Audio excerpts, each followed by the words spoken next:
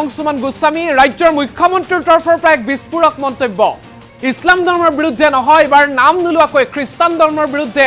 হৰফ হৈ পৰিছে ৰাজ্যৰ মুখ্যমন্ত্ৰী ডক্টৰ হিমন্ত বিশ্ব শৰ্মা তেখেতে কৈছে যে জনজাতীয় এলেকাসমূহত খ্ৰীষ্টান ধৰ্মৰ আগ্ৰাসন বৃদ্ধি পাইছে জনজাতীয় লোকৰ খাদ্যাভ্যাস জনজাতীয় লোকৰ সাজ পোছাক বা লগতে জনজাতীয় লোকৰ যি ধৰ্ম সংস্কৃতি আছে সেই সমূহৰ ওপৰত খ্ৰীষ্টান ধৰ্মই প্ৰভাৱ বিস্তাৰ কৰিছে আৰু যাক লৈ ৰাজ্যৰ মুখ্যমন্ত্ৰী এক প্ৰকাৰ হুচ্চাৰ হৈ পৰা পৰিলক্ষিত হৈছে খ্ৰীষ্টান ধৰ্মৰ এই আগ্ৰাসনক লৈ ইছলাম ধৰ্ম নহয় এইবাৰ খ্ৰীষ্টানৰ বিৰুদ্ধে খ্ৰীষ্টানৰ আগ্ৰাসনৰ বিৰুদ্ধে হৰফ হৈ উঠিছে ৰাজ্যৰ মুখ্যমন্ত্ৰী ডক্টৰ হিমন্ত বিশ্ব শৰ্মা নাম নোলোৱাকৈ খ্ৰীষ্টানৰ আগ্ৰাসনৰ বিৰুদ্ধে হুচ্চাৰ ৰাজ্যৰ মুখ্যমন্ত্ৰীগৰাকী জনজাতীয় এলেকাত খ্ৰীষ্টানৰ প্ৰভাৱক লৈ উদ্বিগ্ন ৰাজ্যৰ মুখ্যমন্ত্ৰী জনজাতীয় এলেকাত খ্ৰীষ্টানৰ প্ৰভাৱ বৃদ্ধি পাইছে একাংশই জনজাতীয় লোকৰ ওপৰত আক্ৰমণ কৰিছে ৰাভাসকলৰ মাজত দেখা গ'ল ধৰ্মান্তৰকৰণ আৰু ৰাভাসকলৰ মাজত যি ধৰ্মান্তৰকৰ হৈছে সেই ধৰ্মান্তৰকৰণক লৈ উদ্বিগ্নতা ৰাজ্যৰ মুখ্যমন্ত্ৰী তেখেতে কৈছে যে ৰাভাসকল প্ৰকৃততে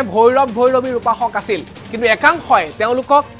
আঁতৰাই পেলাইছে নিজ ধৰ্মীয় বিশ্বাসৰ পৰা ৰাজ্যৰ মুখ্যমন্ত্ৰীৰ বিস্ফোৰণ জনজাতীয় লোকক নিজ জনজাতীয় পোছাকৰ পৰিৱৰ্তে পিন্ধিব দিছে টাইকোট একাংশ লোকে এনেদৰে ৰাজ্যৰ ভিন্ন প্ৰান্তত কৌশল ৰচিছে নিজ পিতৃৰ ধৰ্ম আজু ককাৰ ধৰ্ম পাহৰি গ'লে তেওঁলোকে শিপা নোহোৱা গছলৈ পৰিৱৰ্তন হ'ব ৰাজ্যৰ মুখ্যমন্ত্ৰীয়ে কৈছে এফালে যদি অচিনাক্ত লোকে চলাইছে আক্ৰমণ আনফালেদি এই নাম নোলোৱাকৈ খ্ৰীষ্টানৰ বিৰুদ্ধে তেখেতে কৈছে আনফালে সংস্কৃতি ধৰ্মৰ দিশৰ পৰা খিলঞ্জীয়া লোকৰ ওপৰত চলিছে আক্ৰমণ জনজাতীয় লোকৰ যিসমূহ বসতিস্থল সেই বসতিস্থলত একাংশ লোকে খ্ৰীষ্টান ধৰ্ম প্ৰচাৰৰ ক্ষেত্ৰত খ্ৰীষ্টানৰ ধৰ্মান্তৰকৰণৰ ক্ষেত্ৰত কৌশল ৰচনা কৰিছে আৰু যাৰ ফলত নিজৰ ধৰ্ম পাহৰি একাংশ লোকে জনজাতীয় লোক বিপদত পৰিছে আৰু যদি এনে হয় তেওঁলোকে নিজৰ শিপা পাহৰিব অস্তিত্ব নাইকিয়া হৈ পৰিব জনজাতীয় লোকসকলৰ ৰাজ্যৰ মুখ্যমন্ত্ৰীয়ে এই মুহূৰ্তত বিস্ফোৰক মন্তব্য আগবঢ়াইছে গোৱালপাৰাৰ দুধনৈত মুখ্যমন্ত্ৰীয়ে কৈছে যে ৰাভাসকলৰ মাজত ধৰ্মান্তৰকৰণ বৃদ্ধি পাইছে আন জনজাতীয় লোকসকলৰ মাজত ধৰ্মান্তৰকৰণ বৃদ্ধি পাইছে সংস্কৃতি ধৰ্ম সকলো শেষ হৈছে খাদ্যাভ্যাস সলনি হৈছে সাজ পোছাক সলনি হৈছে নিজ জনজাতীয় পোছাক এৰি জনজাতীয় লোকসকলক টাইকোট পিন্ধিবলৈ বাধ্য কৰাইছে একাংশই এবাৰ ইছলামৰ বিৰুদ্ধে নহয় খ্ৰীষ্টানৰ বিৰুদ্ধে নাম নোলোৱাকৈ হৰফ ৰাজ্যৰ মুখ্যমন্ত্ৰী আগবঢ়াইছো মুখ্যমন্ত্ৰীৰ মন্তব্য সকলৰ কৌলিক ধৰ্ম হল পুৰুষ প্ৰকৃতিৰ পূজা অৰ্থাৎ তেওঁলোক ভৈৰৱ আৰু ভৈৰৱীৰ উপাসক ৰাভাসকলক শিৱ ভক্ত বান ৰজাৰ অনুগামী বুলিও কোৱা হয় এই কথাষাৰ মই এই কাৰণে উল্লেখ কৰিছো যে এটা জাতি যদি জীয়াই থাকিব লাগে আধুনিকতা আমাক লাগিব আমাক বিকাশ লাগিব আমাক উন্নয়ন লাগিব কিন্তু এটা জাতি তেতিয়া পৃথিৱীৰ বুকুত নিশ্চিন্ন হৈ যায় সেই জাতিটোৱে যেতিয়া মূল শিপাডাল পাহৰি যায় আজি আমাৰ মাজত একাংশ লোকৰ সৃষ্টি হৈছে যিসকল লোকে আমাৰ জনজাতীয় লোকসকলক নিজৰ ধৰ্মীয় বিশ্বাসৰ পৰা অতৰাই লৈ যাব খোজে আমাৰ মাজত এচাম লোকৰ সৃষ্টি হৈছে যিসকলে জনজাতীয় লোকসকলক নিজৰ পৌৰাণিক সাজ পোছাকৰ পৰিৱৰ্তে কোট আৰু টাই পিন্ধাব খোজে আমাৰ এচাম লোক আছে যিসকলে জনজাতীয় লোকসকলক নিজৰ বিশ্বাস আৰু নিজৰ উপাসনাৰ পৰা তেওঁলোকক এক সম্পূৰ্ণ বেলেগ পৃথিৱীলৈ লৈ যাব খোজে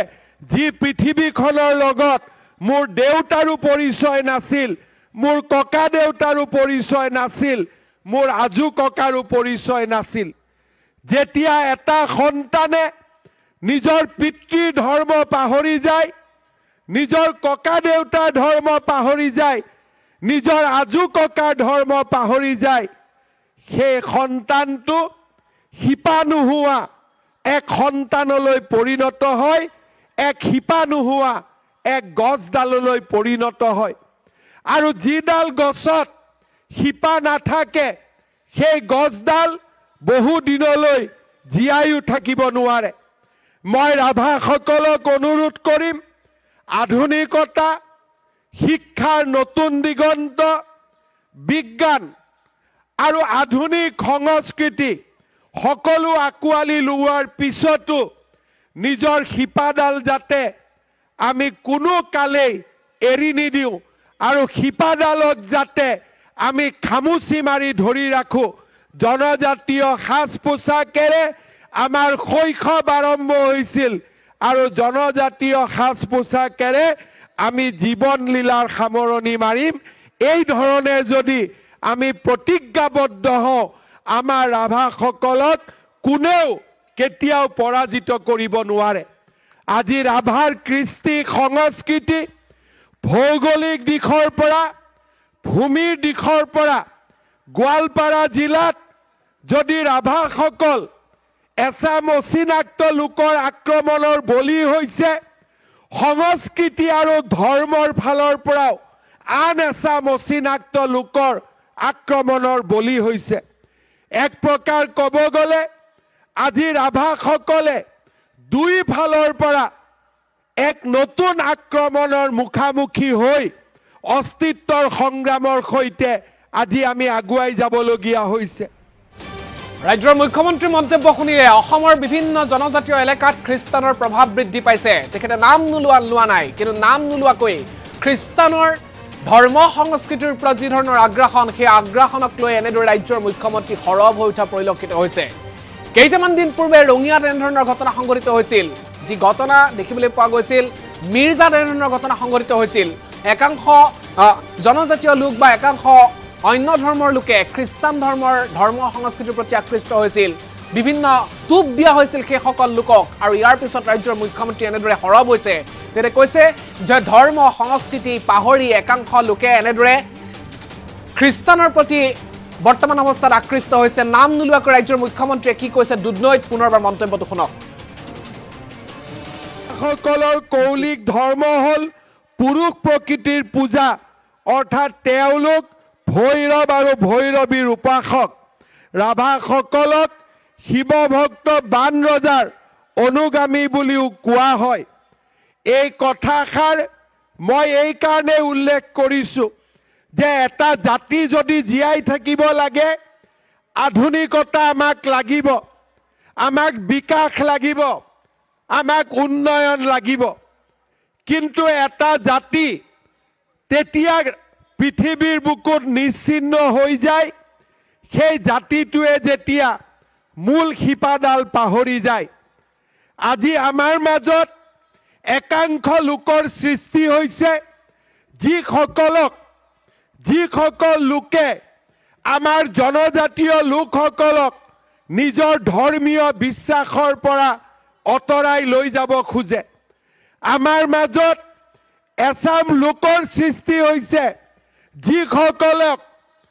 যিসকলে জনজাতীয় লোকসকলক নিজৰ পৌৰাণিক সাজ পোছাকৰ পৰিৱৰ্তে কোট আৰু টাই পিন্ধাব খোজে। আমাৰ এছাম লোক আছে যিসকলে জনজাতীয় লোকসকলক নিজৰ বিশ্বাস আৰু নিজৰ উপাসনাৰ পৰা তেওঁলোকক এক সম্পূৰ্ণ বেলেগ পৃথিৱীলৈ লৈ যাব খোজে, যি পৃথিৱীখনৰ লগত মোৰ দেউতাৰো পৰিচয় নাছিল, মোৰ ককা দেউতাৰো পৰিচয় নাছিল, মোৰ আজু ককাৰো পৰিচয় নাছিল।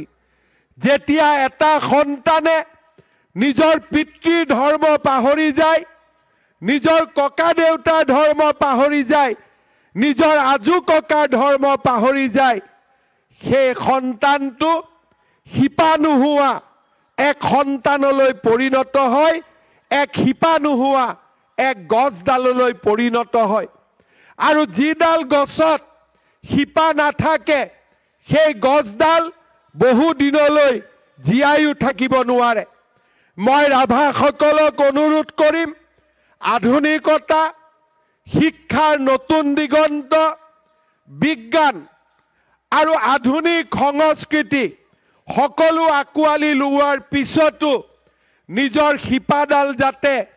আমি কোনো কালেই এৰি নিদিওঁ আৰু শিপাডালক যাতে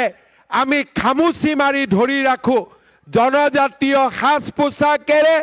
আমাৰ শৈশৱ আৰম্ভ হৈছিল আৰু জনজাতীয় সাজ পোছাকেৰে আমি জীৱন লীলাৰ সামৰণি মাৰিম। এই ধৰণে যদি আমি প্ৰতিজ্ঞাবদ্ধ হওঁ, আমাৰ ৰাভাসকলক কোনেও কেতিয়াও পৰাজিত কৰিব নোৱাৰে। আজি ৰাভাৰ কৃষ্টি সংস্কৃতি